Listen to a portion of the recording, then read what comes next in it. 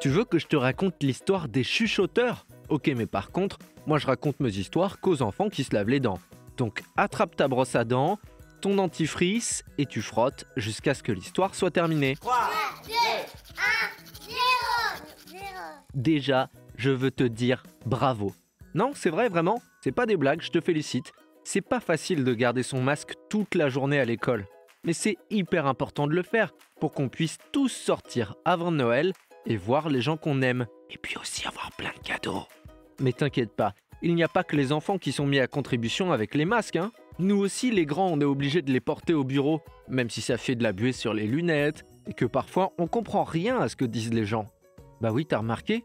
En général, les gens qui portent des masques en tissu, c'est vachement plus confortable, mais c'est aussi beaucoup plus épais, donc impossible de comprendre un traître mot de ce qu'ils racontent.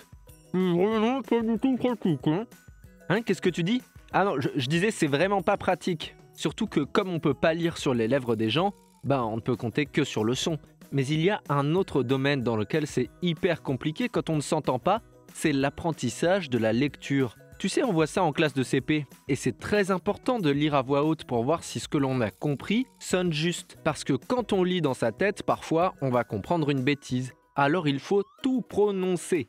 Et dans une école de Saint-Malo, ils ont trouvé la solution pour pouvoir lire à voix haute, même avec le masque et sans embêter les copains. Tu veux que je te raconte?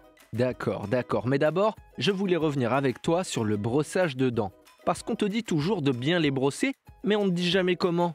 Pour qu'il soit efficace, le brossage doit se faire de la gencive, la partie rose, vers la dent.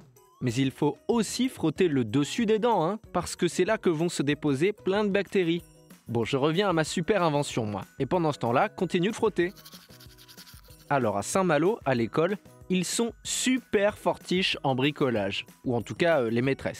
Parce qu'elles ont eu une super idée d'outil pour que les enfants puissent s'entendre parler sans déranger les autres. Elles ont acheté des bouts de tuyaux en plastique qui servent à la plomberie et dont les enfants peuvent se servir comme d'un téléphone sans fil. Ils mettent une partie du tuyau devant leur bouche, une partie devant leur oreille et ils entendent super bien, même avec le masque. Ils ont même donné un nom à leur invention, on appelle ça des chuchoteurs. Bon, montre-moi un peu tes dents, fais A, fais I, c'est pas mal ça, bien blanche comme il faut. Tant pis pour vous les caries, allez maintenant, au lit.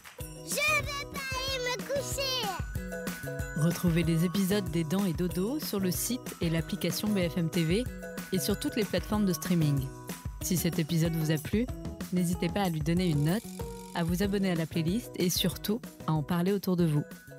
C'est un podcast BFM TV.